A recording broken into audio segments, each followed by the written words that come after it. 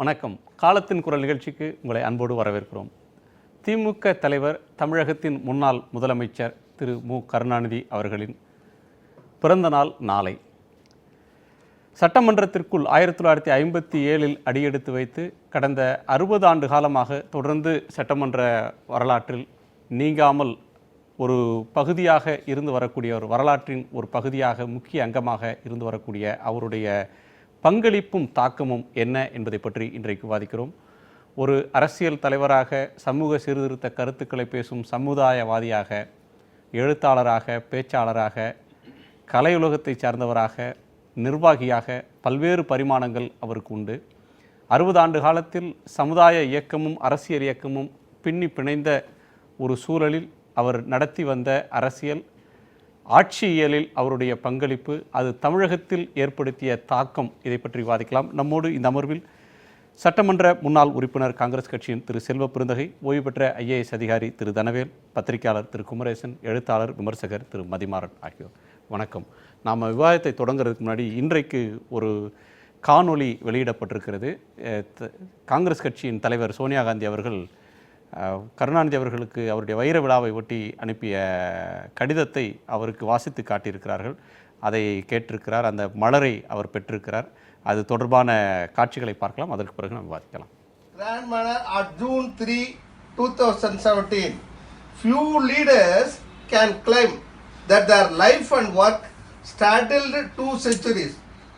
Beginning in the 1940s, Sri Karunanidhi's political life dominated the better part of the 20th century. 20ஆம் நூற்றாண்டே ஆக்கிரமிச்சது ஐயா, இது நீங்க ஆக்கிரமிச்சிக்கலாம் 20ஆம் நூற்றாண்டே, and remains an important factor in the 17 years of 21st century. 21st century ஆக்கிரமிப்பு. In office or outside, in office இருந்தாலும் outside, Karunanidhi has since 1969 been one of the 2 poles that defined the politics of Tamil Nadu.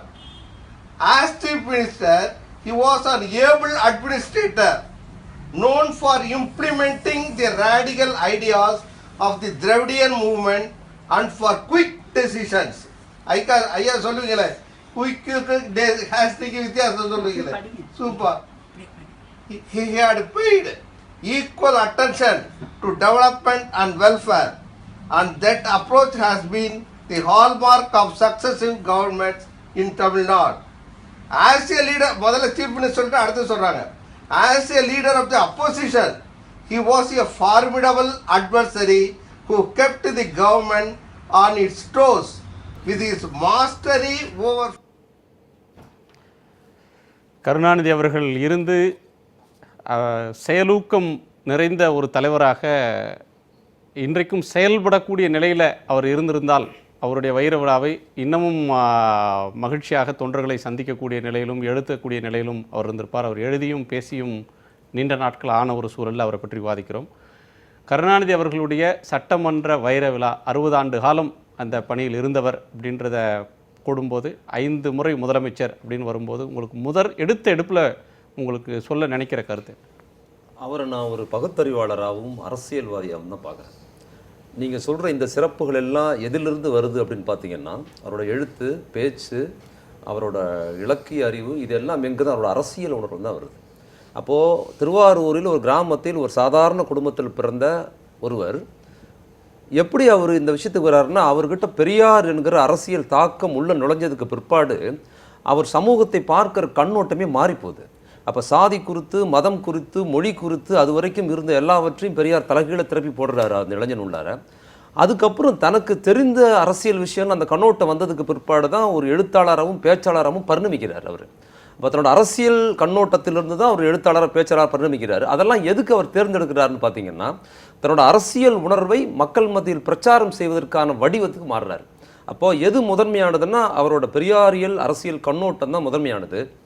அதுதான் மேடை பேச்சாக மாறுது, அதுதான் பத்திரிகையாளராக மாறுது, அதுதான் இலக்கியவாதியாக மாறுது, சினிமாக்காரராக மாறுது.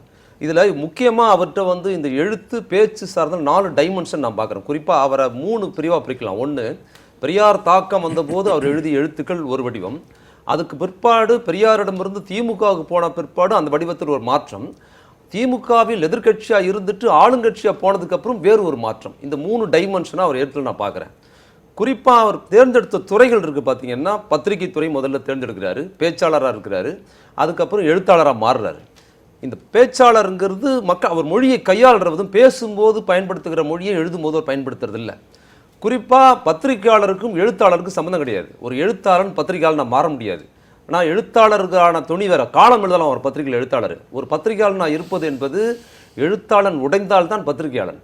கலைஞர்கிட்ட என்ன சிறப்புன்னு பார்த்தீங்கன்னா, எவ்வளவு மிக சிறந்த எழுத்தாளராக இருக்கிறாரோ அவர் பத்திரிகையாளராக இருக்கும்போது எழுத்தாளராகவே இருக்க மாட்டார். கார்ட்டூன் போடுவார், செய்திகளை எவ்வளோ ஒரு வரியில் கொடுத்துட்டு கமெண்ட்ஸ் போடுறது, இதெல்லாம் கட்டுரையாளர் எழுத்தாளர் உடைஞ்சாதான் பத்திரிகையாளர் இருக்க முடியும். அப்போ பத்திரிகையாளராக எடுத்த மொழி பார்த்தீங்கன்னா பேச்சிலேருந்து வேற. அப்போ எழுத்தாளர் எடுக்கிற மொழி நடை வேறு ஒன்று. இந்த 3லிருந்து வேறு ஒரு மொழி நடை போகிறாருன்னா சினிமாவின் திரைக்கதை. அது நீங்கள் பார்த்தீங்கன்னா எனக்கு தெரிஞ்சு இன்னைக்கு வரைக்கும் சினிமாவில் அவரோட திரைக்கதை, அவரோட வசன முறைக்கு அவர் தான் முதலும் கடைசியும் கூட. இன்னைக்கு கூட பார்த்தீங்கன்னா வசனகர்த்தாவுக்கு எந்த மரியாதையும் இன்னைக்கு கிடையாது. அப்போது நட்சத்திர நடிகர்கள் எவ்வளோ பெரிய ஸ்டார் இருந்தாங்களோ அவங்க எல்லாரை விடவும் ஒரு வசனகர்த்தாவுக்கு ஒரு ஸ்டார் அந்தஸ்து. கலைஞர் வசனம் எழுதுறதுக்கு ஒத்துக்கிட்டாருன்னா படம் தயாரித்துக்கு தயாராக இருக்கிறேன்னு அவர் வீட்டு முன்னால், இன்றைக்கி சூப்பர் ஸ்டார்கள் வீட்டு முன்னால் ப்ரொடியூசர்ஸ் நிற்பது மாதிரி ஒரு வசனகர்த்தா வீட்டு முன்னால் நிற்கிறத அவர் தன்னோட வசனத்தின் மூலமாக கொண்டு வந்தது காரணம்னா அவரோட பொலிட்டிக்கல் நாலேஜ். அதை இன்ஃப்ளூயன்ஸ் பண்ணி சினிமாவில் நட்சத்திரங்களை தயாரிப்பாளர் எல்லாரையும் உருவாக்கியிருக்கிறாரு. என்ன பண்ணாருன்னா ரொம்ப முக்கியமான விஷயம் என்னென்னா, அதில் அவரோட அரசியல் கண்ணோட்டத்தை அவர் திரைத்துறையில் சொல்கிறார். பத்திரிகையில் சொல்கிறது அவர் நடத்துகிற பத்திரிகை, மேடை அவரோட மேடை, அதெல்லாம் அவரோட சொல்லிட முடியும். ஆனால் சினிமா என்பது அவரோட சினிமா இல்லை, அவரோட பணம் இல்லை. பெரும் முதலாளிகள் தயாரிப்பாளராக இருக்கிறாங்க, டைரக்டர்கள் வேறு இவருக்கு எதிர் அரசியல் நிலையில் இருக்கிறாங்க. பெரும் பணம் போடுற வேறு கண்ணோட்டம் கொண்ட சாதி கண்ணோட்டம் மத கண்ணோட்டம் கொண்டவர்கள் இயக்குனராகவும் தயாரிப்பாளராகவும் இருக்கிறவர்கிட்ட இவரோட கருத்தை சொல்கிறார் பார்த்தீங்களா. அதுக்கு தான் இருக்கிற சாமர்த்தியத்தில் கூடுதல் சாமர்த்தியம் வேணும். அதில் அவர் அள்ளி தெளித்திருக்கிற விஷயம் இருக்குது பாருங்கள். குறிப்பாக ஒரு செய்தியை நான் சொல்லிட்டு முதல் ரவுண்டை முடிக்கலான்னு நினைக்கிறேன். அவர் எப்படி அதை மடை மாற்றாற்றோட அரசியல் கண்ணோட்டம் பெரியார் சொல்லிக் கொடுத்ததை எப்படி திரைக்கதை யுக்தியிலையும் மாற்றுறாருன்னா, காங்கிரஸுக்கும் திமுகவுக்கும் எதிர்கட்சி பயங்கர சண்டை போடுது. ஆளுங்கட்சி காங்கிரஸ் இருக்குது, திமுக இருக்குது. இவர் பிரச்சாரம் பண்ணுறாரு.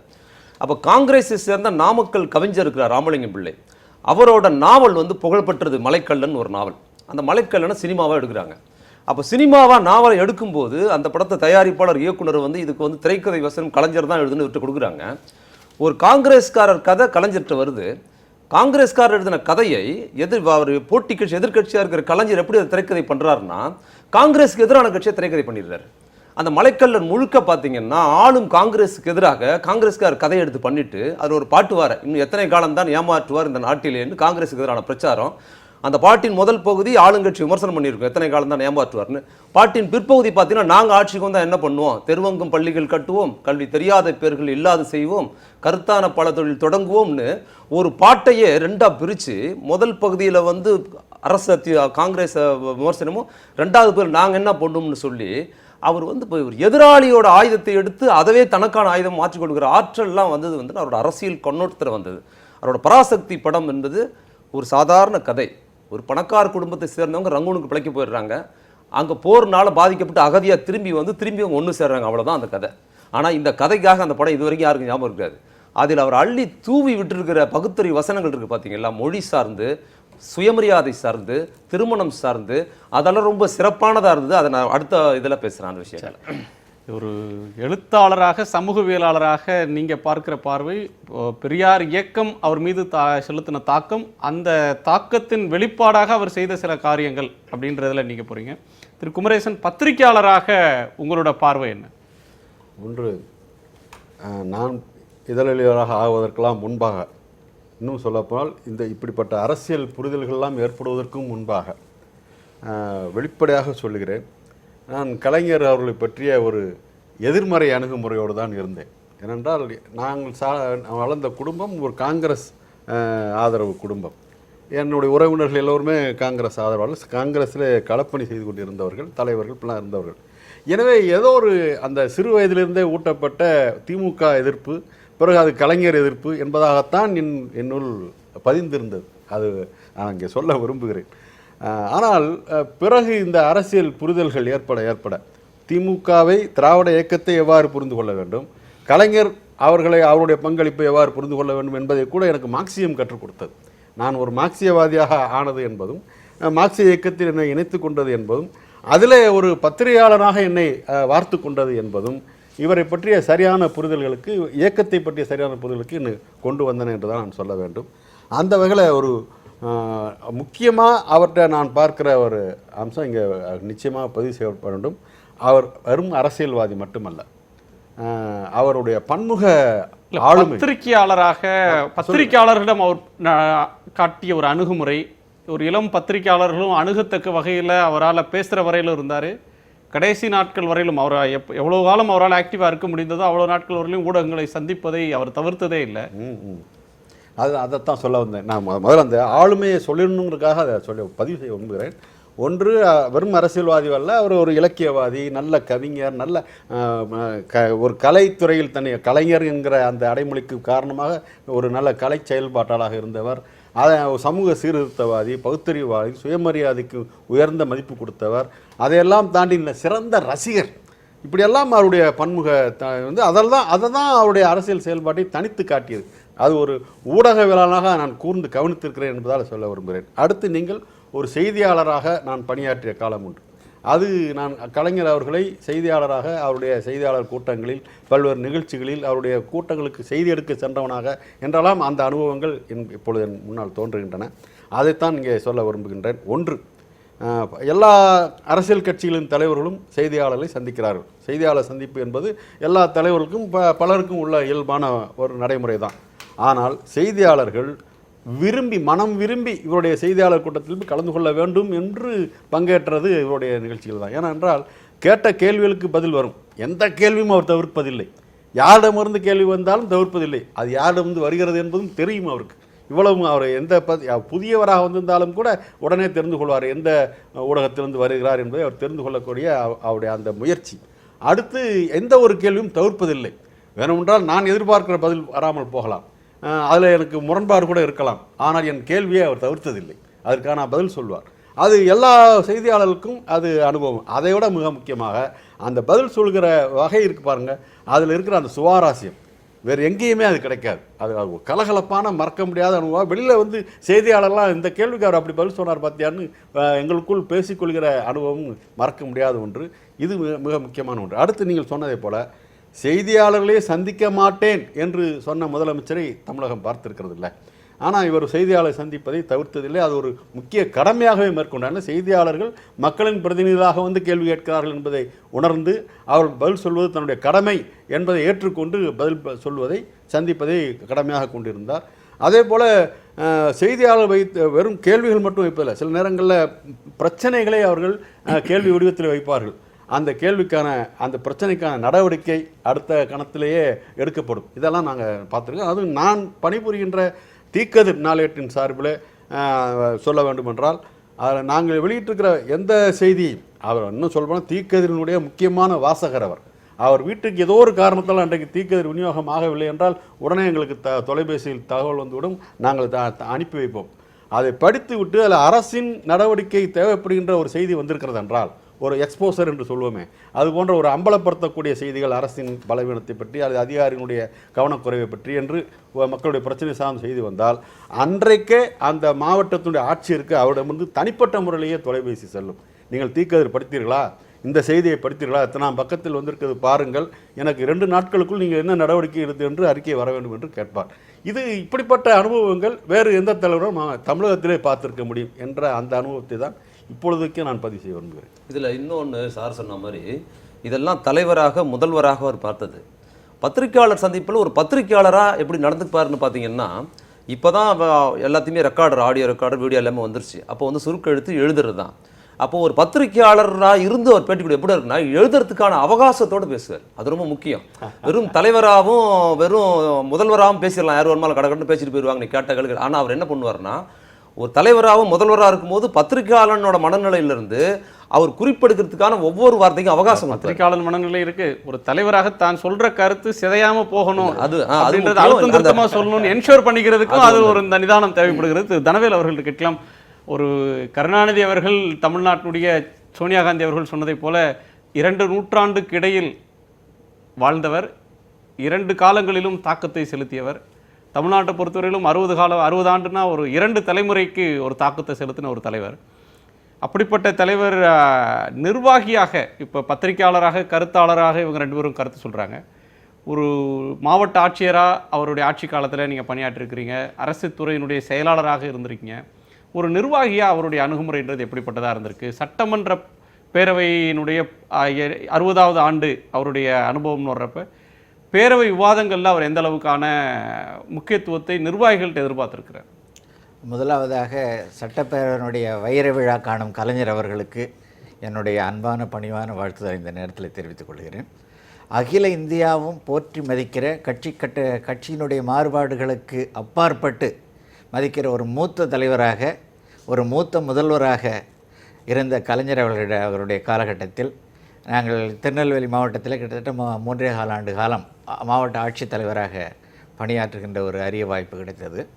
அதுபோல் அவர் முதல்வராக இருந்த காலகட்டத்தில் வருவாய்த்துறையினுடைய செயலாளராகவும், அவர் பொதுப்பணித்துறையையும் சேர்ந்து ஏற்று நடத்துகிற காலகட்டத்திலே நான் பொதுப்பணித்துறை செயலாளராக அவருடைய நேரடி கட்டுப்பாட்டிலே பணியாற்றுகின்ற வாய்ப்பையும் அரிய வாய்ப்பாக நான் கருதுகிறேன். அதாவது ஒரு சிறந்த நிர்வாகி என்பதற்கு ஒரு முன்மாதிரியாக பல பேர் இன்றைக்கு கலைஞர் அவர்கள் எடுத்துக்கொண்டிருக்கிறார்கள் என்றால் அது மிகையாகாது. இங்கே முன்பே நண்பர் அவர்கள் குறிப்பிட்டதைப் போல காலையில் 7 மணிக்கு மாவட்ட ஆட்சித்தலைவர் திடீர்னு ஃபோன் வரும். சண்முகநாதன் வந்து தலைவர் பேசுகிறாருவார். என்ன கேட்கப் போகிறார் என்பது எங்களுக்கு தெரியாது. கிட்டத்தட்ட திருநெல்வேலியில் அந்த 3 ஆண்டு காலத்தில் 20 முறைக்கு மேல் தொலைபேசியில் தொடர்பு கொண்டு பல விஷயங்களை பேசியிருக்கிறார். பார்த்துட்டு அந்த சங்கரன் கோயில் பற்றி ஒரு பத்திரிகையில் போட்டாங்களா, என்ன விஷயம் அப்படிம்பார். இதை நீங்கள் படிக்காமல் இருந்திருந்தார் கலெக்டர் ரொம்ப கஷ்டமாயிடும். அப்போ எந்த அளவுக்கு அவர், அதாவது முன்கூட்டி சொல்லி என்ன விஷயம்னு சொல்லிட்டு என்னன்னு கேட்க மாட்டார். அவருடைய கேள்வியிலே வந்து கலெக்டர் அலர்ட்டாக இருக்காரா அப்படின்ற ஒரு 2-3 நோக்கங்கள் அதில் இருக்கும். கலெக்டர் அலர்ட்டாக இருந்தார்னா என்ன விஷயம்னு படிச்சிருப்பார். காலையில் பேசுவது வந்து ஒரு 6:55 7 மணிக்கு வரும் கால். அப்போ அதனால் முதல் தடவை வந்ததுலேருந்து நாங்கள் என்ன பண்ணிட்டோம், காலையில் 5:30 மணிக்கு எழுந்து மாவட்ட சம்பந்தமான செய்திகள் ஒரு டஜன் பேப்பர் வரும். அதை மட்டும் நாங்கள் சிவப்பு மையில் போட்டு மேலே அனுப்ப சொல்லிவிட்டு அதை படிச்சுட்டு அதுக்கப்புறம் குளிக்க போவோம் நாங்கள். ஏன்னா எந்த நேரத்தில் ஃபோன் வந்துடும். அப்படி வந்து ஆட்சியாளர்களை நேரடி தொடர்பிலே பொதுமக்களுடைய பிரச்சனையை இவர்கள் கவனித்து செய்கிறார்களா என்பதை வைத்திருந்த ஒரு தலைவர் என்பது எங்களுக்கெல்லாம் உண்மையிலே ஒரு வியப்பாக இருக்கும். அப்போ அதை விளக்கி சொல்லும்போது நம்ம அவர் சொல்கிறது உடனடியாக விளக்கி சொல்லிவிட்டு அவர் ரொம்ப திருப்திப்பட்டு அப்படி சரி அப்படியே இதை பார்த்து செய்யுங்கன்னு சொல்கிறார். இரண்டாவது வந்து ஆட்சியாளர்களுக்கு முழு சுதந்திரம் கிடைத்தது என்பதை நான் இந்த நேரத்தில் மெத்த உறுதியோடு சொல்லாது. அதாவது மாவட்ட ஆட்சித்தலைவர்களுக்கு கலைஞரது ஆட்சி காலத்தில், அதுவும் குறிப்பாக நாங்கள் 1998 2001 வரை அப்போ ஆட்சித்தலைவராக இருந்தோம்.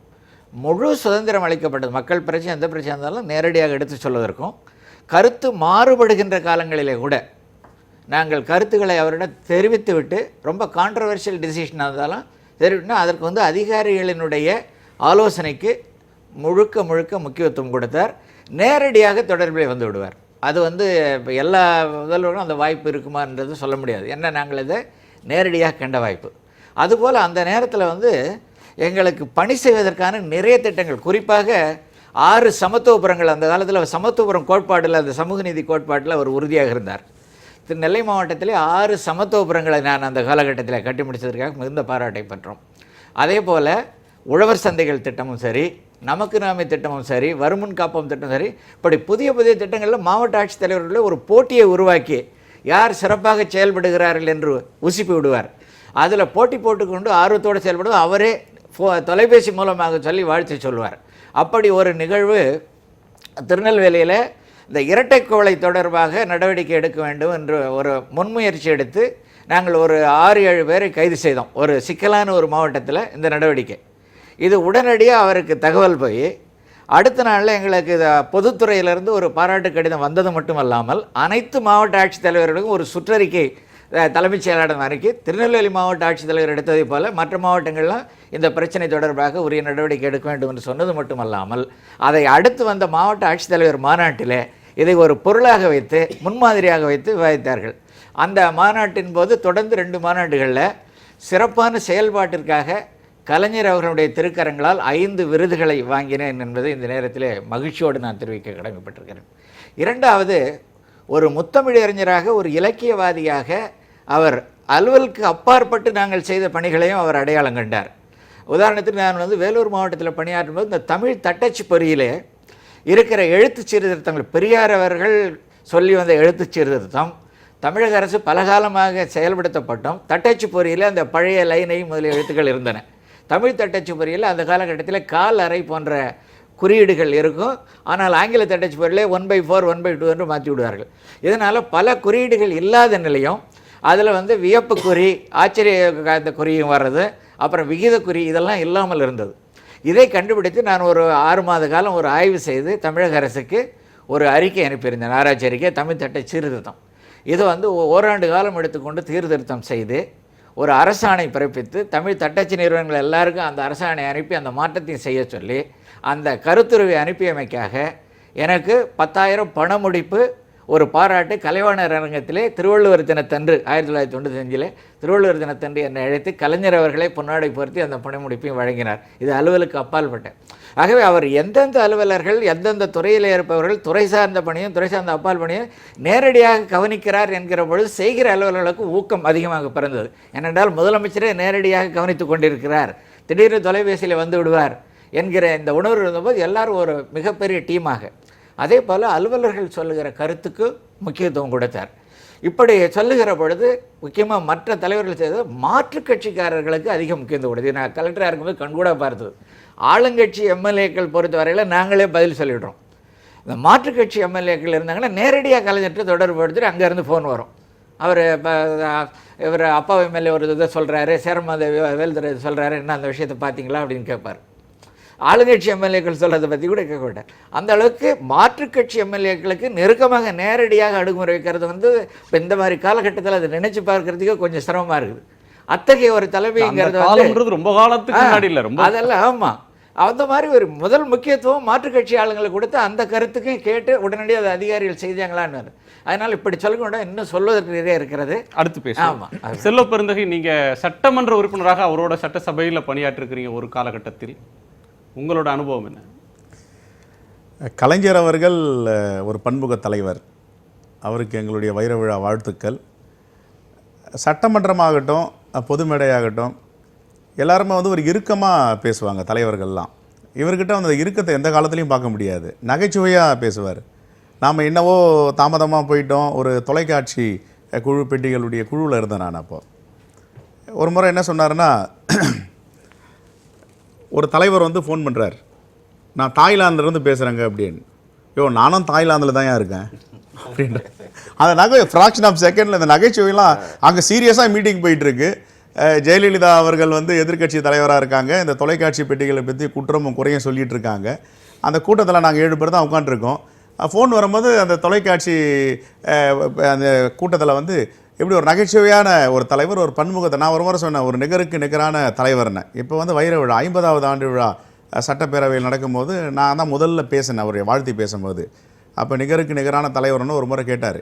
நீங்கள் நிகருக்கு நிகரான தலைவர்னே அது என்ன காரணம்? நான் சொன்னேன், உங்களுடைய ஒரு பன்முக தலைவர் தமிழ்நாட்டில் இந்த அரை நூற்றாண்டில் இல்லை, நானும் கேட்டு பார்த்துட்டேன், இந்தியாவில் ஒரு மூத்த ஜனநாயக தலைவர் நீங்கள் அப்படின்னு சொல்லிகிட்டு இருந்தோம். அவருடைய திட்டங்கள்னு பார்த்தீங்கன்னா சட்டப்பேரவையில் இங்கே நம்முடைய முன்னாள் மாவட்ட ஆட்சியர் சொன்னது மாதிரி எதிர்க்கட்சிகளுக்கு மிகப்பெரிய ஒரு மரியாதையை கொடுப்பார், ஜனநாயகமாக நடந்துக்குவார். அதை வேற ஒரு கட்சியில் பார்க்க முடியாது. அப்போ நான் ஒரு முறை நாங்கள் அதிமுக கூட்டணியில் சட்டமன்ற உறுப்பினராக இருந்தேன். எப்படிங்க ஐயா இருக்கீங்க அப்படின்னு நான் வரும்போது எதிரில் பார்த்துட்டு, நல்லா இல்லை அப்படின்னாரு. என்னங்க நல்லா இருக்கணும்னு தானே கேட்குறோன்னு. இருக்க வேண்டிய இடத்துல இல்லாமல் நீங்கள் எங்கேயே இருக்கிறீங்களே, எப்படி நாங்கள் நல்லா இருக்கிறது, தமிழ்நாட்டுக்கு எப்படி நல்லதை செய்ய முடியும்? அப்படி ரொம்ப ஒரு நகைச்சுவையாகவும் இந்த மக்கள் மேலே எந்த நேரத்துலையும் ஒரு அக்கறையுள்ள தலைவராக தான் பார்க்குறோம். குறிப்பாக அவருடைய திட்டங்கள்லாம் கூர்ந்து கவனித்து பார்த்தீங்கன்னா, போக்குவரத்து, இந்த போக்குவரத்து துறையில் நாங்கள்லாம் சிறிய வயசாக இருக்கும் போது பண்ருட்டி ராமச்சந்திரன் போக்குவரத்து துறை அமைச்சராக இருக்கும்போது செக்கோஸ்லியாவில் பெல்கிரேடில் அனுப்பி உலகத்திலேயே தலை சிறந்த போக்குவரத்து பெல்கிரேடில் இருக்குது, அது மாதிரி மாற்றி அமைக்கணும்னு அவர் ஒரு மிகப்பெரிய படித்த மேதைன்னுலாம் சொல்ல முடியாது. ஓரளவுக்கு படிச்சுட்டு இவ்வளவு பெரிய விசால பார்வை, மக்களுக்கு எதனா செய்யணும் அப்படின்ட்டு இந்தியாவில் முதல் போக்குவரத்து சீரமைப்பு செஞ்சவர் கலைஞர் தான். நான் சட்டப்பேரவையில் கூட சொல்லியிருக்கேன், எந்த மாநிலத்திலும் இந்த போக்குவரத்து சீரமைப்பு நடக்கலை. இன்னைய வரைக்கும் கூட சில மாநிலங்கள் பின்தங்கி தான் இருக்குது. நீங்கள் உலகத்தில் எந்த நாட்டில் பார்த்தாலும் டுயல் செட்டில்மெண்ட்டுன்னு கிடையாது. இந்தியாவில் மட்டும்தான் அது அநீதி இன்னும் சுமந்துட்டு இருக்கோம். நம்ம டுயல் செட்டில்மெண்ட், ஊருன்னா ஒன்று இருக்கும், சேரினான்னு ஒன்று இருக்கும். ஆனால் இவருக்கு பாருங்கள், அப்போவே வந்து இயற்கையாக அவர் நினச்சிருக்கார் சமத்துவபுரம்னு ஒன்று அமைக்கணும், எல்லா மக்களும் ஒரு இடத்துல கூடி வாழணும். அப்போ நான் இதை கேட்டேன், நான் எல்லா கூட்டத்திலையும் இதை பேசுகிறேங்க. இந்தியாவுக்கு மிகப்பெரிய அவமானம் டுயல் செட்டில்மெண்ட். சவுத் ஆப்பிரிக்காவில் இந்தியாவில் தான் இருந்துச்சு. நெல்சன் மண்டேலா வருகைக்கு பிறகு சவுத் ஆப்பிரிக்காவில் எராடிகேட் பண்ணிட்டாங்க. ஃபிடல் காஸ்ட்ரோ மிகப்பெரிய புரட்சியை பண்ணியிருக்கார் கியூபாவில். ஊர் வேற சேரி வேறன்றதை சொல்கிறீங்க. ஆமாம், உலகத்தில் எங்கேயுமே கிடையாது. நீங்கள் உலகத்தில் எந்த நாட்டில் போய் பாருங்கள், ஊர் சேரி கிடையவே கிடையாது. இந்தியாவில் மட்டும்தான் இன்னும் இருந்துட்டு இருக்கு. அப்போ சொன்னார், இதெல்லாம் உங்களுக்கு சொல்லி செஞ்சீங்களா நீங்களே செஞ்சீங்களான்னு எனக்குள்ள ஒரு கேள்வி அவர்கிட்ட கேட்டேன். ஒரு ஐயம் இருந்துச்சு. இல்லை எனக்கு தோணுச்சு எல்லாம் சேர்ந்து ஒரு இடத்துல இருந்தா அப்படின்னு. அப்போ அதேமாதிரி ஆலயங்கள் எல்லாம் இந்து அறநிலையத்துறையில் அவர் கொண்டு வந்தது. எல்லோரும் அர்ச்சகராகலாம்ன்றது சட்டப்பேரவையில் தீர்மானம் போட்டது. இதெல்லாம் வந்து நினச்சி பார்க்க முடியாத அளவுக்கு ஒரு புரட்சிகரமான திட்டங்களை சட்டப்பேரவையில் அவர் செஞ்சுருக்கார். ஒரு முறை உடம்பை பார்த்துங்கன்னு, உடம்பு என்கிட்ட இருக்குது, பார்த்துக்கிறது இங்கே இருக்குன்னு காமிச்சார். பக்கத்தில் பார்த்தா அவர்கிட்ட பணியாளர் நித்யான்ற ஒரு தம்பி நிற்கிறாரு. அப்புறம் பார்த்த உடனே எங்கள் அம்மன் அவர் உள்ளே போயிட்டார். நீங்கள் நல்லா உடம்பை பார்த்துக்கிட்டு நகைச்சுவை, உடனே ஃப்ராக்ஷன் ஆஃப் செகண்டில் அந்த பதில் சொல்கிறது அப்படின்னு. அதனால் இன்றைக்கி சோனியா காந்தி அம்மா கூட சொல்லியிருக்காங்கன்னா, அவர் மேலே வந்து எப்பவுமே காங்கிரஸ் பேரியக்க தலைவர்களுக்கு ஒரு நன்மதிப்பு உண்டு. ஏன்னா சிண்டிகேட் இண்டிகேட் இருக்கும் போது இந்த நாட்டில் ஒரு மிகப்பெரிய ஒரு கேள்வி இருந்துச்சு, நாடு எப்படி போக போகுது, எந்த பாதையை நோக்கி போக போகுதுன்னு. அப்போ ரொம்ப 1970 வாக்கில் தீர்க்கமான துணிச்சலான ஒரு முடிவு எடுத்தார். அன்னை இந்திரா காந்தி நம்ம ஆதரிக்கணும்னு. அந்த ஆதரவின் அடிப்படையில் தான் ஒரு புரட்சிகரமான திட்டங்கள், தேசியமயமாக்கப்பட்ட வங்கிகள், 20 அம்சத்தை நிறைய கொண்டு வந்தாங்க. அப்போ கலைஞரை பொறுத்த வரைக்கும் அவர் ஒரு நிகருக்கு நிகரான தலைவர்னா அதை எல்லோரும் ஏற்றுக்கொள்ள வேண்டும். நன்றி. ஒரு இடைவேளைக்கு பிறகு பேசலாம். ஒரு சிறிய இடைவேளைக்கு பிறகு காலத்தின் குரல் தொடரும். Chennai race bank exam coaching institute வழங்கும் காலத்தின் குரல் ஒரு சிறிய இடைவேளைக்கு பிறகு. காலத்தின் குரல் தொடர்கிறது. திரு மதிமாறன் அவருடைய ஆளுமை திறனை பற்றி பேசணும். அவருடைய அடுத்து இன்னொரு அம்சம், ஏன்னா கருணாநிதி அவர்களை பற்றி ஏராளமானவர்களுக்கு ஏராளமான தகவல்கள் தெரிஞ்சிருக்கும். அது ஒவ்வொருவரும் தங்களுடைய அனுபவத்திலிருந்து சில கருத்துக்களை பகிர்ந்து கொண்டாங்க. அவர் ஏற்படுத்தின தாக்கம், இந்த 60 ஆண்டு கால சட்டமன்ற பொன்விழா, சட்டமன்ற வைர விழா அப்படின்னு பேசுகிறப்ப அந்த 60 வருஷத்தில் அவர் கான்ட்ரிபியூட் பண்ணது என்ன, அதோட இம்பேக்ட் என்ன, பங்களிப்பு என்ன, தாக்கம் என்ன அப்படின்றது விவாதிக்கிறது கொஞ்சம் பொருத்தமாக இருக்கும். இந்த 60 ஆண்டு காலத்தில் அவருடைய சட்டமன்ற உறுப்பினராக அவர் எதிர்க்கட்சி தலைவராக இருந்திருக்கிறார், முதலமைச்சராக இருந்திருக்கிறார். அது சட்டமன்ற பணியின் வாயிலாக அவர் அளித்த பங்களிப்பு, அது ஏற்படுத்தின தாக்கம்னா நீங்கள் எதை? அவர் குறிப்பாக அவர் வந்து மந்திரியாக, போக்குவரத்து துறை மந்திரியாக இருந்ததுலேருந்து நான் குறிப்பிட்டு சொல்லலாம். அவரோட அரசியல் பங்களிப்பில் அதிகாரத்தில் வந்ததில் குறிப்பாக அவர் வந்ததுக்கு பிற்பாடு தான் தனியார் துறையாக இருந்த போக்குவரத்து துறை வந்து அரசுடைமையாக மாறுது. இன்றைக்கி போக்குவரத்து துறை அரசுடைமையாக இருக்குதுன்னு சொன்னால் அது கலைஞர் போக்குவரத்து துறை அமைச்சராக இருந்தபோது நடந்தது. அது ஒரு முக்கியமான மைல்கல்ல. அதுக்கப்புறம் முதல்வராக இருந்தபோது அவர் சொன்னதில், அவர் செல்வப்பெருந்தகை சொன்னது ரொம்ப அருமையான பாயிண்டெல்லாம் அவர் சொன்னார். அதை ரொம்ப குறிப்பாக வந்து குடிசை மாற்று வாரியம் கொண்டு வந்தது ரொம்ப முக்கியமானது. குடிசைகளே என்ன, இப்போ குடிசைகள் இல்லாத ஊரை உருவாக்கணும்லாம் இன்றைக்கி நிறைய சொல்லிக்கிட்டு இருக்கும்போது, அது அவர் வந்து ஏறக்குறைய 30-40 வருஷத்துக்கு முன்னாலேயே வந்து சென்னை நகரில் குடிசைகளாக இல்லாமல், குடிசைகளை, அதில் இன்னொரு முக்கியமான விஷயம் என்ன, குடிசைகள்லாம் இல்லாமல் இன்றைக்கும் கூட கூவம் பகுதியில் இருக்கிற மக்களை வந்து அப்புறப்படுத்தி 50 கிலோமீட்டருக்கு அந்த பக்கம் கொண்டு வர வேலைகள் நடக்குது. மாறாக நகரத்தின் எந்த மையத்தில் எங்கே வாழ்கிறாங்களோ அதே பகுதியில் வீடு கட்டி கொடுக்கறது குடிசை மாற்று வாரியம். அதுதான் அதோட சிறப்பு. அங்கேயே கட்டி கொடுத்து அங்கேயே அடுக்குமாடி கட்டி கொடுத்தது அது ஒரு முக்கியமான விஷயம். அப்புறம் இன்னொன்று என்னென்னா, பல்வேறு மாநிலங்களில் குறிப்பாக வந்து கம்யூனிஸ்ட் கட்சி ஆட்சியில் இருந்த மாநிலங்கள் கூட மனிதன் கையால் வச்சு இழுத்துக்கிட்டு போகிற கை ரிக்ஷா முறை இருந்தது.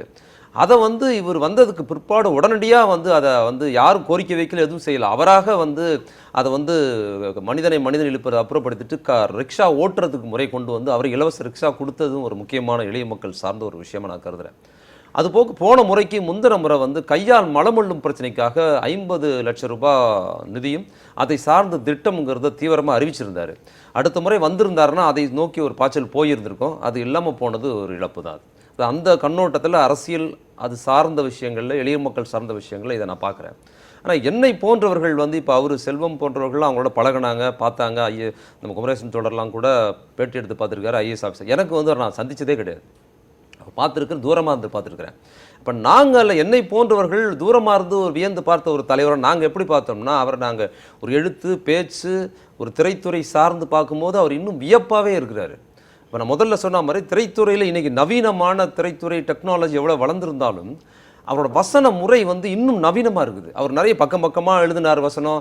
ஓடினால் ஓடினால் வாழ்க்கையின் ஓரத்திற்கே ஓடினால்னு சொல்லிட்டு, அப்புறம் என்னோட சுயநலம் இருக்குன்னு நினைக்கலாம். ஆமாம், சுயநலம் தான். என் சுயநலத்தில் ஒரு பொதுநலம் இருக்கிறது. ஆகாரத்திற்காக அழுக்கை தின்று தடாகத்தை சுத்தப்படுத்துகிறதே மீன் அதுபோல் அப்படிங்கிற உதாரணம் கோர்ட்டில் நின்று சிவாஜி கணேசன் பக்கம் பக்கமாக பேசுவதுக்கு அங்கே எழுதுறாரு. அவரோட வசனம் எல்லா இடத்துலையும் பக்கம் பக்கமாக அவர் எழுதுறது இல்லைங்கிறதை புரிஞ்சுக்கணும். அதே சிவாஜி கணேசனுக்கு வேறு ஒரு சூழல் அந்த படத்தில் என்ன எழுதுறாருன்னா, ஒன்லைனில் இருக்குது அந்த வசனம். பார்த்தீங்கன்னா, ஒரு போலீஸ்கார் ரோட்டில் படுத்திருக்க சிவாஜியை வந்து தட்டி எழுப்புறாரு. ஏய் நீ பிக் பாக்கெட் தானேங்கிறாரு. நான் எம்டி பாக்கெட்டுங்க அப்படிங்கிறாரு திருப்பி. அப்புறம் வந்து தட்டி எழுப்பினா ஏன்டா முழிக்கிறான்னு கேட்டால், தூங்குறவனை எழுப்பினா முழிக்காமல் என்ன செய்வான் அப்படிங்கிற டைலாக் ஒரு லைனில் சொல்கிறதும் பக்கம் பக்கமாக சொல்கிறதும் கூட இருக்குது. இந்த பராசக்தி படத்தில் கூட இந்த பின்னால் வந்து கை ரிக்ஷா அழுக்கிறது அனைத்து அர்ச்சகளாகலாம் பார்த்தீங்கன்னா, அதையெல்லாம் பராசக்தி படத்தில் வந்து தூவி விடுறார். அந்த மாதிரியான ஐடியாலஜி அதில் இருக்குது. குறிப்பாக பார்த்தீங்கன்னா, அந்த படத்தில் வந்து முதல் முறையாக தமிழ் சினிமாவில் இன்னைக்கு வரைக்கும் கதாநாயகனுக்கு சப்போர்ட்டாகவும் கதாநாயகனுக்கு வந்து துணையாக வர மாதிரி தான் கதாநாயகிகள் வராங்க. ஆனால் பராசக்தி படத்தில் பார்த்தீங்கன்னா, கதாநாயகன் ஒன்றும் தெரியாத ஒரு நபராகவும் கதாநாயகி கதாநாயகனோடும் அறிவாளியாக வந்த முதல் படம் பராசக்தி தான். அதில் பண்டரிபாய் வந்து சிவாஜி கணேசனுக்கு அறிவுரை சொல்லுவாங்க. நீங்கள் எப்படி இருக்கணும் வாழ்க்கையில் தற்கொலைலாம் பண்ணிக்கக்கூடாதுன்னு அவர் தேர்த்தி கொண்டு போகிற நபராக கொண்டு வருவாங்க. அது இல்லாமல் வந்து அவங்க அவ்வளவு அறிவுரை சொல்கிற நபராக ஏன் அவங்கள காட்டுறாரு அப்படின்னு சொன்னால், ஒரு பெண்ணியம் சார்ந்து சுதந்திரமாக பேசுறது, காதலனோடு நள்ளிரவு 12 மணிக்கு வந்து காதலனும் காதலையும் பேசுறது, அவங்க அண்ணன் வந்து அதை அனுமதிக்கிறது, காதலியோட அண்ணன் அனுமதிக்கிறதுலாம் எப்படின்னு காட்டுறாருன்னு பார்த்தீங்கன்னா, அந்த பெண் யாருன்னு பார்த்தீங்கன்னா, திராவிடர் கழகம் பெரியார் இயக்கத்தை சேர்ந்த குடும்பத்து பெண் அப்படிங்கும் போது அந்த பெண் அறிவாளியாக காட்டுவதற்கு இதனோட அரசியல் கண்ணோட்டம் காட்டுறாரு. அது மட்டும் இல்லாமல் பார்த்தீங்கன்னா, பிச்சைக்காரர்கள் ரைட்ஸ் அந்த படத்தில் பேசுது. இன்றைக்கி கூட பார்த்தீங்கன்னா, காமெடிங்கிற பேரில் பிச்சைக்காரர்களை ரொம்ப கேவலமாக சித்தரிப்பது, பிச்சைக்காரர்களை இழிவாக காட்டுவது, அவர்கள் பெரிய பணக்கார மாதிரி காட்டுறதெல்லாம் இருக்குது. ஆனால் அன்னைக்கே பார்த்தீங்கன்னா, பிச்சைக்காரர்களின் சுயமரியாதை குறித்து பேசுவது, எஸ்எஸ்ஆர் என்கிற ஒரு முக்கியமான நடிகரை வந்து அதில் வந்து பிச்சைக்காரர்களின் சங்க தலைவராக போடுவது அப்படிங்கிறது கடைசி வரைக்கும் அதில் கொண்டு போகிறாரு. இது எல்லாவற்றையும் தாண்டி பார்த்தீங்கன்னா, அவரோட அரசியல், அவர் எடுத்துக்கிட்ட பெரியார் அரசியலில் பேர் வைக்கிறதுல கூட தன் தங்கச்சிக்கு குழந்தை பிறந்தா, கல்யாணிக்கு குழந்தை பிறந்தா என்ன பேர் வைக்கணும்னு சிவாஜி கணேசன் சொல்லுவார்னா, பெண் பிறந்தால் வந்து நாகமேன்னு வைக்கணும், பையன் பிறந்தா பன்னீர்செல்வம்னு நீதி கட்சி தலைவர் பேர் வைக்கணுங்கிறது கூட இந்த மாதிரி சின்ன சின்ன குறியீடுகள் இதெல்லாம் மக்கள் கவனிப்பாங்கன்னு இல்லை, தன்னோட அரசியல் கண்ணோட்டத்துக்கு தொடர்ந்து செய்கிறார். அதே போல் புகழ்பெற்ற ஒரு வசனம் இருக்குல்ல, பூசாரி அம்பாள் எந்த காலத்திலடா பேசினால்னு. இப்போ அவர் வந்து திராவிட இயக்க அரசியல் பெரியார் கண்ணோட்டம் வந்தால், பூசாரிங்கிறது அவர் பயன்படுத்த வேண்டிய வார்த்தை இல்லை, அவர் பயன்படுத்தினா குருக்கள் தான் பயன்படுத்தியிருக்கணும். ஆனால் அவர் ஏன் பூசாரின்னு பயன்படுத்துகிறாருன்னா, அந்த டெக்னிக்கில் அவர் தெரியுது. சென்சாரில் போனால் குருக்கள்னு போட்டால் படம் ரிலீஸ் ஆகிறதுக்கு சிக்கல் வரும்னும் போது என்ன பண்ணுறாருன்னா, பூசாரிங்கிற வார்த்தையை போட்டுட்டு அந்த குருக்களை எப்படி ரிலேட் பண்ணுறாரு பூசாரிக்கு பதில் அப்படின்னா, அடுத்த வார்த்தையில் அவர் பூசாரி அம்மன் தான் போடணும். ஏன்னா பூசாரிக்கு அம்மன் தான், பூசாரிக்கு அம்மன் கோயிலுக்கு தான் பூசாரி இருப்பாங்க. ஆனால் அவர் என்ன பண்ணுறாரு, பூசாரின்னு போட்டுட்டு குருக்கள் தான் புரிய வைக்கிறதுக்கு அடுத்த வார்த்தை என்ன பண்ணுறாரு, அம்பாள்னு போடுறாரு. அம்பாளுக்கு வந்து அர்ச்சனை பண்ணுறவங்க குருக்கள், அம்மனுக்கு அர்ச்சனை பண்ணுறவங்க பூசாரி. அப்போ எப்படி டெக்னிக்கலாக அதை ரிலேட் பண்ணுறாருன்னு பார்த்தீங்கன்னா, இதெல்லாம் எங்கேருந்து வருதுன்னா, இதெல்லாம் மொழியிலிருந்து வரதில்லை, அவரோட அரசியலிருந்து வருது. அப்போ அந்த அரசியல் கண்ணோட்டம் இப்படி நிறைய விஷயங்களில் அங்கங்கே தூவி விட்டுருக்கிறது. அதில் கிளைமேக்ஸில் பெரியார் கண்ணோட்டத்தை அந்த படம் முடியுங்க. என்னென்னா, பண்டரிபாய்க்கும் சிவாஜி கணேசனுக்கும் திருமணம் பண்ணுறதுன்னு அவங்க அண்ணன் பேசுவார். ஒரு மண்டபத்தை பிடிச்சி பெரிய அளவில் செய்யணும்னு சொன்ன போது, பெரியாரின் சுயமரியாதை திருமணத்தோடு முடியுது. பெரியாரின் சுயமரியாதை திருமணத்தில் ரொம்ப சிறப்பானது எளிமை. சொன்னார்னா, எதுக்கு மண்டபம்லாம் தேவையில்லை, ஒரு சொற்பொழிவாளர் 2 மாலை அவ்வளவுதான் திருமணம்னு சொல்லி தான் அந்த படம் அப்படி முடியும். அப்போது இது எல்லாமே என்னென்னா, அவர் இதெல்லாம் சினிமாவில் சொல்லணும்னு அவசியம் இல்லை. ஏன்னா சினிமாவெலாம் சொன்னால் நம்ம கருத்து சொல்வதற்கு வாய்ப்பு இல்லைன்னு இன்றைக்கி சொல்லுகிற சூழல்லையே அவர் 50 வருஷத்துக்கு முன்னாடி இதெல்லாம் சொல்லியிருக்கிறார். இது மட்டுமல்ல, அப்புறம் அந்த மொழி சார்ந்த உணர்வு தமிழ் சினிமாவில் அதற்கு முன்னால் பார்த்தீங்கன்னா நிறைய இடங்களில் வந்து வெறும் சமஸ்கிருதம் சார்ந்து நாதா பிராணநாதா சுவாமின்னு இருந்தபோது, கலைஞர் போன்றவர்கள் உள்ள போய் என்ன பண்ணுறாங்கன்னா, ஒரு வார்த்தை கூட அது மாதிரி இல்லாமல் தனித்தமிழ் சொற்களை நிறுவனது வந்து ஒரு புரட்சிகர மாற்றம். அவங்க வந்ததுக்கு பிற்பாடு தான் வந்து தனித்தமிழ் சொற்கள், தனித்தமிழ் பெயர்கள், நிறைய பேர் சினிமாவில் பார்த்துட்டு தமிழ் பேர் வைக்கிறது, தமிழ் உணர்வாளராக மாற்றுறதெல்லாம் கலைஞர் சினிமாவில் கொண்டு வந்தது. இப்போ சினிமா சார்ந்து மட்டும் இல்லை, அவருக்கு வந்து இசை குறித்து நிறைய தெரியும். இப்போ இசை குறித்து நிறைய தெரியுங்கிறதுக்கு ஒரு சின்ன உதாரணம் மட்டும் சொல்கிறேன். அவர் உடல்நிலை சரியில்லாமல் இருந்துட்டு திரும்பி மருத்துவமனையிலேருந்து ஒரு வாரம் 10 நாள் பொறுத்து ஏதோ திருமணத்துக்கு போகிறாரு. அந்த திருமணத்துக்குள்ளே போகும்போது, திருமணத்தில் கல்யாணத்தில் நாதஸ்வரம் வாசிக்கிறவங்க யாரோ அவங்க ஒரு பக்கம் வாசிக்கிறாங்க. ஆனால் கலைஞர் உடம்பு சரியில்லாமல் வராருங்கிற செய்தி நாதஸ்வரம் வாசிக்கிற கலைஞருக்கு அது தெரிஞ்சதுனால அவர் என்ன பண்ணுறாருன்னா, கலைஞர் உள்ள என்ட்ரி ஆகும்போது அவர் ஒரு பாடலை மாற்றி வாசிக்கிறார். நலந்தானான் வாசிக்கிறார். உடலும் உள்ளமும் நலந்தானமான் நாதஸ்வரம் வாசிக்கிறாரு. இது உள்ளே போகிற கலைஞர் கூட்ட நெரிசரி வரவேற்பு இவ்வளோ இருக்கும்போது கூட அந்த நாதஸ்வரம் வாசிக்கப்படுறது எனக்காக தான்ங்கிறத புரிஞ்சுக்கிட்டு நின்று போய் அவர்கிட்ட வந்து நலமாக இருக்கேன்னு சொல்லிட்டு போகிறார்ல. இந்த டெலிப்பதி இதெல்லாம் கலைஞர்களுக்குள்ள நுட்பம். இதை வந்து நிறைய பேர் கேட்க மாட்டோம், கல்யாணத்தில் தான் வாசிக்கிறாங்கன்னு. அப்போ எனக்காக வாசிக்கப்படுற பாட்டுங்கிறத புரிஞ்சு ஒரு கலைஞனை அங்கீகரித்து ஒரு மொழி, அது இசை என்பது ஒரு மொழி, அந்த உணர்வோடு பேசிட்டு மேடைக்கு போகிறார்ல. இது மாதிரியான நுட்பமான விஷயங்கள்லாம் கலைஞர்கிட்ட ரொம்ப சிறப்பாக இருக்குது. இன்னைக்கு வந்து ஒருத்தரோட பிறந்தநாள், அதை நான் கண்டிப்பாக சொல்லி ஆகணும். இன்னைக்கு வந்து யாரோட பிறந்த, இசைஞானி இளையராஜாவோட பிறந்தநாள் இன்னைக்கு. அந்த இசைஞானி இளையராஜா என்கிற ஒரு பேரொளி உலகம் முழுக்க இன்றைக்கி வந்து கிளாசிக்கல் இந்தியா இசை அப்படின்னா இந்தியாவில் கிளாசிக்கல்னா ஒரு இளையராஜா தான் அடையாளமாக இருக்குது. அவர் எப்படி நம்ம குறிப்பிடுறோம், இசைஞானின்னு குறிப்பிடுறோம். அந்த இசைஞானிங்கிற பட்டத்தை கொடுத்தது கலைஞர் தான் கொடுத்தாரு. அப்போது இன்னொரு எனக்கு உறுதியாக அந்த தகவல் தெரியல, இசைஞானி இளையராஜோட பிறந்தநாள் வந்து உண்மையில் அவருக்கு 3ஆம் தேதி தான் பிறந்தநாள். ஆனால் கலைஞரோட பிறந்தநாள் இன்னைக்கு இருக்கிறதுனால அந்த பிறந்தநாளோட சேர்ந்து கொண்டாடுறது இதுவாக இருக்காது. அதுக்கு முதல் நாள் நம்ம கொண்டாடினோங்கிறதுக்காக தான் இந்த நாளை கொண்டாடுறாருன்னு கேள்விப்பட்டிருக்கிறேன். அப்போது கலைஞர்களை அங்கீகரிப்பது, அவர்களை கொண்டாடுவது, கட்சி தாண்டு வெளியில் போய் அரசியல் இல்லாமல் கட்சி சார்ந்து இல்லாமல் வெளியில் இருக்கிற கலைஞர்களோடு கவிஞர்களோடு அவர் வைத்திருக்கிற உறவு, அது ரசிக்கிற ஒரு இசைஞானி இளையராஜா போன்ற பெரிய மேதைகள் மட்டும் இல்லாமல் ஒரு கல்யாணத்தில் நாதஸ்வரம் வாசிக்கிற கலைஞரோடையும் அவரோட அந்த உறவு, கலை சார்ந்த உறவுங்கிறது ரொம்ப நுட்பமானது. கலை சார்ந்த உறவுக்கு போகிறீங்க. திரு குமரேசன், ஒரு தமிழ்நாட்டில் திராவிட இயக்க ஆட்சி அமைந்து 50வது ஆண்டு, கருணாநிதி அவர்களுடைய 60வது ஆண்டு கால சட்டமன்ற ஆண்டு. 60 ஆண்டுகளுக்கு முன்னால் தமிழ்நாடு பீகார், ராஜஸ்தான், உத்தரப்பிரதேசம், மத்திய பிரதேசத்திலிருந்து பெரிய அளவில் முன்னேறிய மாநிலம் இல்லை.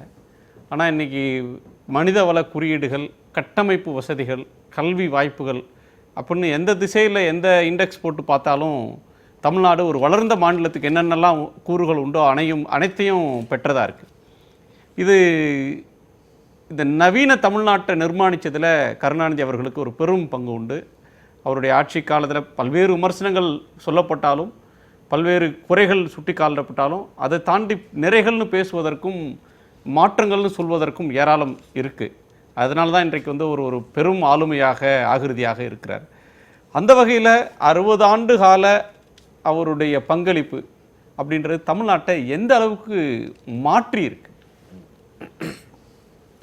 தமிழகத்தில் அகில இந்திய அளவில் அவர்கள் திட்டமிட்டு போல தமிழகத்தில் ஒரு மதவெறி சார்ந்த அரசியலை அவர்கள் நினைப்பது போல வெற்றிகரமாக இன்னும் கொண்டு வர முடியவில்லை. அதற்கான எல்லா சூழ்ச்சிகளையும் செய்து கொண்டிருக்கிறார்கள் என்பது வேறு விஷயம். அதில் இவருக்கு முக்கியமான பங்களிப்பு உண்டு. அதில் ஒரு சின்ன என் பத்திரிகையாளருங்கிற கோணத்திலேயே ஒரு அனுபவத்தை நான் சொல்கிறேனே. சென்னையில் அந்த கடற்கரை ஓரமாக விவேகானந்தர் இல்லம் இருக்கிறது. அந்த விவேகானந்தர் நினைவில்லத்தில் ஒரு கண்காட்சிக்கு ஏற்பாடு செய்திருந்தார். விவேகானந்தரோட வாழ்க்கை வரலாறு சம்பந்தமான வேறு பல விஷயங்களும் அதை உள்ளடக்கிய. அதை தொடங்கி வைத்தவர் கலைஞர் தான், முதலமைச்சராக இருக்கிறார். அதை நானும் செய்தியாளராக சென்று அந்த கண்காட்சியை பார்வையிடுகிறேன். அதில் ஒரு குறிப்பிட்ட படம், அந்த படத்திற்கான அடிக்குறிப்பு என்ன போடப்பட்டிருந்தது என்றால், இத்தனாவது நூற்றாண்டில் இஸ்லாமியர்கள் உள்ளே வருகிறார்கள். அப்படி வருகிற போது வந்ததனால் தமிழகத்தினுடைய கலாச்சாரம் சின்னாபின்னப்படுத்தப்பட்டது அப்படின்னு அதில் ஒரு வார்த்தை இருந்தது. நான் உடனே நமக்கு எப்பவுமே இந்த தப்பு தானே கண்ணில் போடும். உடனே மறுநாளே தீக்கதில் அதை பற்றிய செய்தியை போடுகிற போது அது தமிழகத்தின் பண்பாட்டு தளத்தில் ஒரு பன்முகத்தன்மையை கொண்டு வந்தது என்றாலவா இருக்க வேண்டும், கலைஞர் அதை கவனித்தாரா அப்படின்னு எனக்கே ஒரு பண்ணில் எழுதியிருந்தேன். 2 நாளில் எனக்கு தகவல் வருகிறது, அது பன்முகத்தன்மை கொண்டதாக தமிழகத்தை மாற்றியது என்று திருத்தப்பட்டது என்று. அப்போ எந்த அளவுக்கு அவர் அதில் நுட்பமாக இதெல்லாம் இன்றைக்கு பன்முகத்தன்மையை பண்பாட்டு தளத்திலே சீரழிக்க முயல்கிறவர்களுக்கான ஒரு அவர் ஏன் அவரால் வெற்றி பெற முடியவில்லை என்பதற்கான கூறுதல் இருக்குல்ல, அதை நான் சொல்லி ஆகணும்னு கதை நான் பதிவு செஞ்சேன். அடுத்து இப்போ அவருடைய தாக்கங்கள், நவீன தமிழகத்தை உருவாக்குவதில் அவருடைய செயல்பாடுடைய தாக்கம் என்ன என்று கேட்டீங்க. மதிமாறன் சொன்னதுலேருந்தே நானும் எடுத்துக்கொள்ள விரும்புகிறேன். இப்போ போக்குவரத்து துறையை அரசுடைமை ஆக்கியது எவ்வளவு பெரிய தாக்கம். கிராம மக்கள் எளிதில் நகரங்களுக்கு வந்து செல்ல முடியும், நகர மக்களும் கிராம மக்களுக்கு போய் வர முடியும் என்கிற அளவுக்கு பொது அரசுடைமையாக்கப்பட்ட பிறகுதானே நமது பேருந்துகள் சாலைகளை நாடின. கரடுமுரடான சாலைகளில் கூட சென்று கிராமங்களுக்கு போய் அந்த மக்களை படிப்பதற்கோ வேலைக்கோ ஏதோ ஒன்று அவருடைய ஏன் உறவினர்களோடு அவர் தொடர்பு கொள்வதற்கு கூட வர முடியாத இருந்த நிலையில் இந்த போக்குவரத்து துறையினால் ஏற்பட்ட அந்த வலைப்பின்னல் இருக்கே, அது சாதாரண விஷயமே கிடையாது. எந்த மாநிலத்திலும் அப்படிப்பட்ட ஏற்பாடு கிடையாது. புரிந்து கொள்ளலாம். நம்ம வேறு எந்த மாநிலத்திலும் கிராமங்களுக்கு எளிதான பேருந்து தொடர்பு என்பதே கிடையாது. தமிழகத்தில் தான் அது இருந்தது. அதனால் ஏற்பட்ட சமூக தாக்கம் என்பது நாம் எல்லாம் மிக எளிதாக பிறந்தது. இன்றைக்கு கிராம மக்கள் பலரும் பல துறைகளில் வெற்றி அடைந்திருக்கிறார்கள் என்றால் கிராம மக்கள்லாம் அர்த்தம் என்ன? பிற்படுத்தப்பட்ட மக்கள், மிகவும் பிற்படுத்தப்பட்ட மக்கள், தலித் மக்கள், பழங்குடியினருங்க தான் அர்த்தம். அவங்க இன்னைக்கு இன்னும் நிறைய முன்னேற வேண்டியிருக்கு, இன்னும் அவங்க பல சவால்களை சந்திக்க வேண்டியிருக்கு, அது வேறு. ஆனால் இன்றைக்கு அவர்கள் சந்தித்து கொண்டிருக்கிற அந்த வாழ்க்கை முன்னேற்றம் இருக்க அதில் இந்த பேருந்து துறை, போக்குவரத்து துறை, அதனுடைய அரசுடைமை என்பது மிகப்பெரிய தாக்கத்தை ஏற்படுத்தியிருக்கிறது. அதே போல் ஒன்றும் இல்லை, இப்போ திருநங்கையர்கள் இவர்களை நம்முடைய சமூகம் எப்படியெல்லாம் பேசியது நமக்கு தெரியும், எப்படியெல்லாம் இழிவாக பேசியிருக்கிறது, இன்றைக்கும் பேசி கொண்டிருக்கிறது, அதெல்லாம் நமக்கு தெரியும், அதனால் விளக்க வேண்டியதில்லை.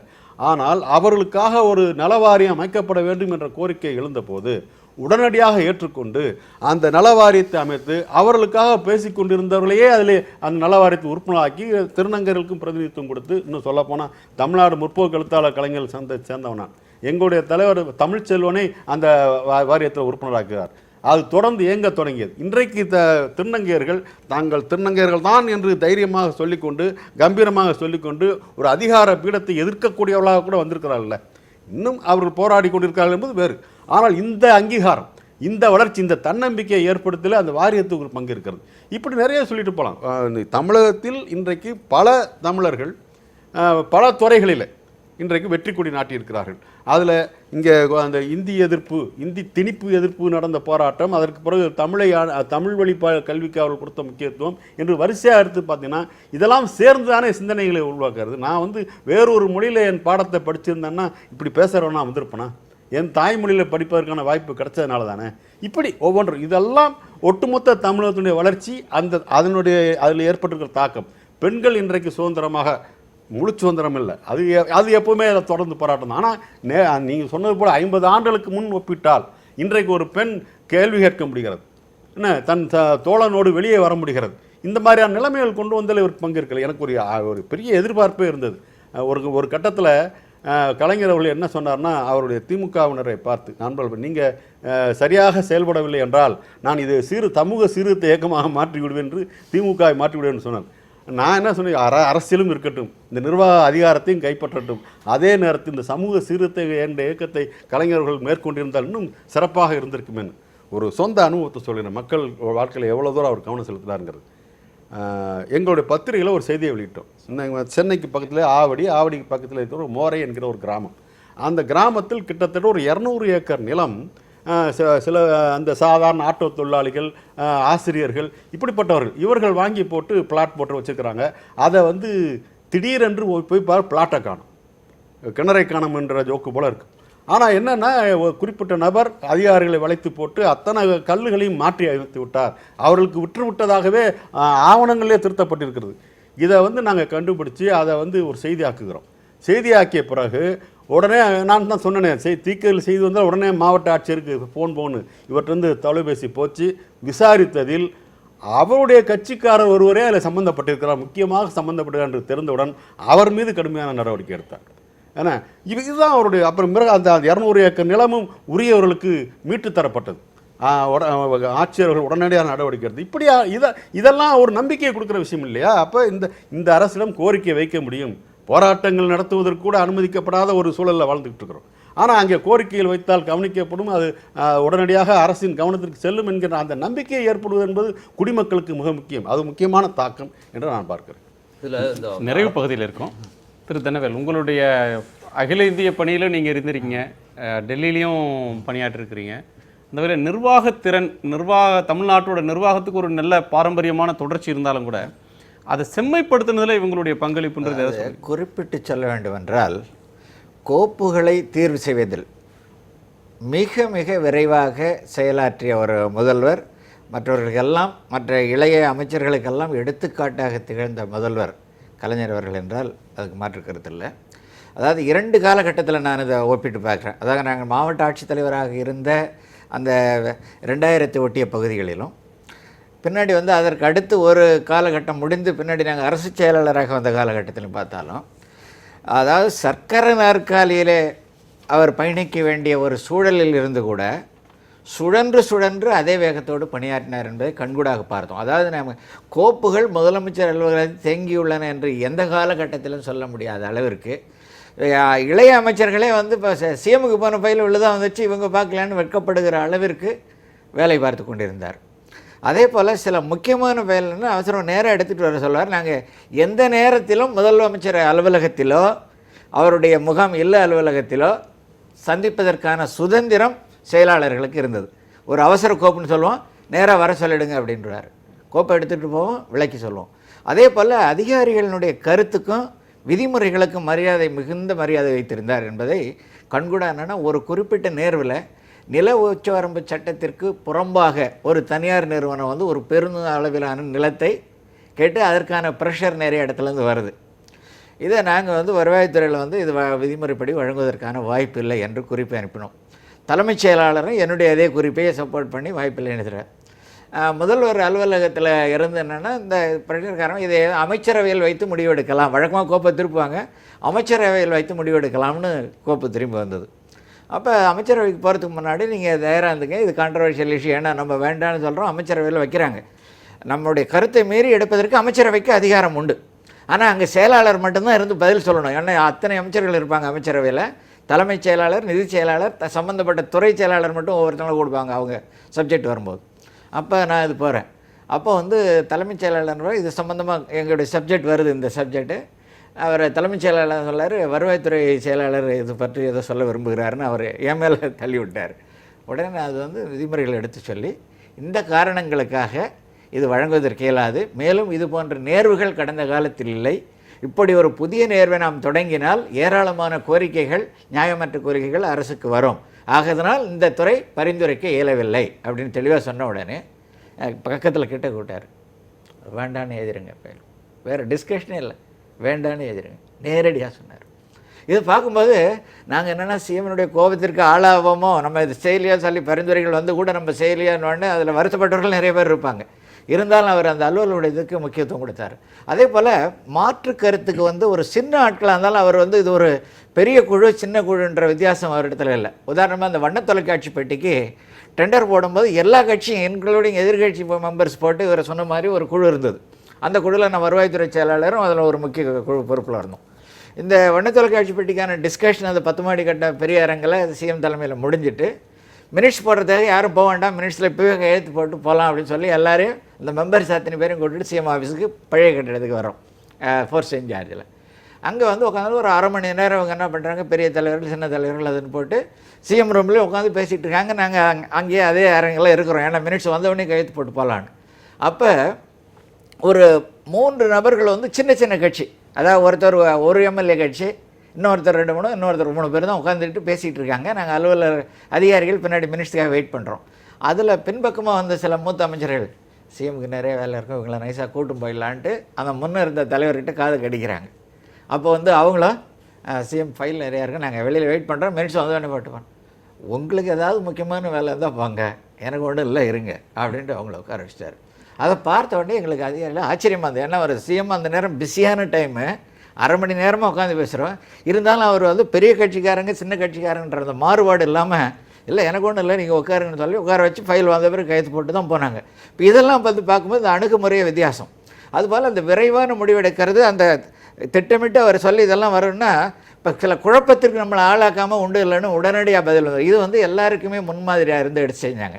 அப்புறம் வந்து இந்த எல்லா துறைகளையும் வந்து அலர்ட்டில் வச்சுருக்கிறது பொதுமக்கள் பிரச்சனைன்றது இன்னொரு உதாரணம் தான். என்னுடைய நண்பர் ஒருத்தர் சென்னை மருத்துவக் கல்லூரி நம்ம ஜிஹெச் பொது மருத்துவமனையில் டீனாக இருந்தார்.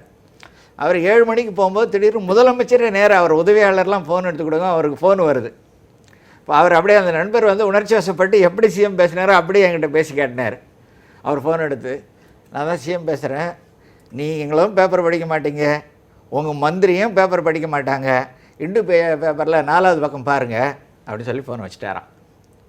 4வது பக்கத்தில் பார்த்தா ஜிஹெச்சில் வந்து ஒரு வாரமாக இந்த 2 பைப் உடஞ்சி போய் தண்ணி ஓடிக்கிட்டு இருக்குது, இதை யாரும் கவனிக்கலைன்ற நியூஸ் வந்திருக்கு. அடுத்த அரை மணி நேரத்தில் துறை செயலாளர், பொதுப்பணித்துறை அதிகாரிகள், அமைச்சர் எல்லாம் ஹாஸ்பிட்டலுக்கு வந்துட்டாங்களாம்.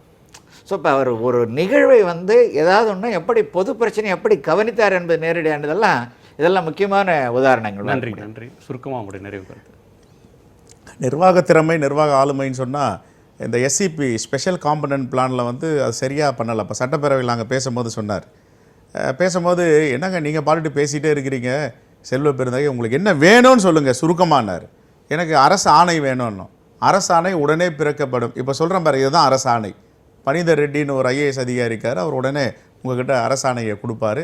வேறு ஏதாவது பேசுங்க, உடனே ஒரு ஃப்ராக்ஷன் ஆஃப் செகண்டில் ஒரு அரசாணையை ஏற்றுறது அந்த ஃப்ளோரில்.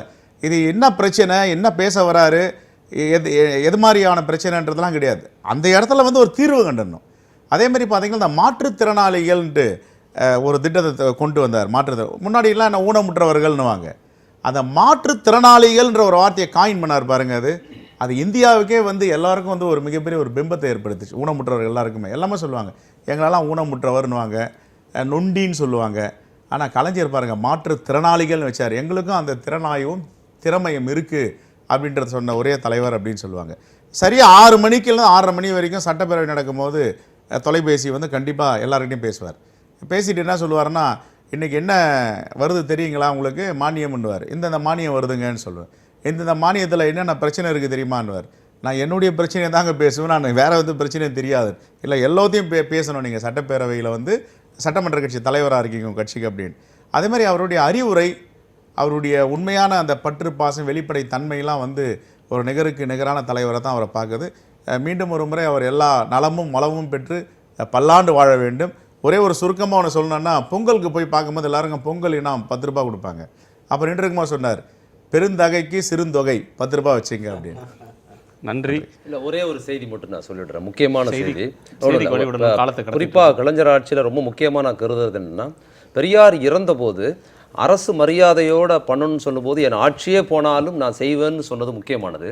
அதேபோல் பெருந்தலைவர் காமராஜர் வந்து காமராஜன் தான் அறியப்பட்டார், காங்கிரஸ்காரர்களே காமராஜன் தான் இருந்தது. ஆனால் அரசு ஆணையில் கெசட்டில் காமராஜர் அப்படின்னு அவரை மரியாதையாக மாற்றினதும் கலைஞர் அந்த சொல், அது ரொம்ப முக்கியமானது. இப்போ தோழர் சொன்ன மாதிரி அரவாணிகள் அப்படின்னு தான் வந்து பொதுவாக பயன்படுத்தப்பட்டாங்க. அவங்க எந்த மதம், கிறிஸ்தவ மதமாக இருந்தாலும் இஸ்லாம் மதமாக இருந்தாலும் மகாபாரத சொல்லோட தான் பயன்படுத்துகிறாங்க.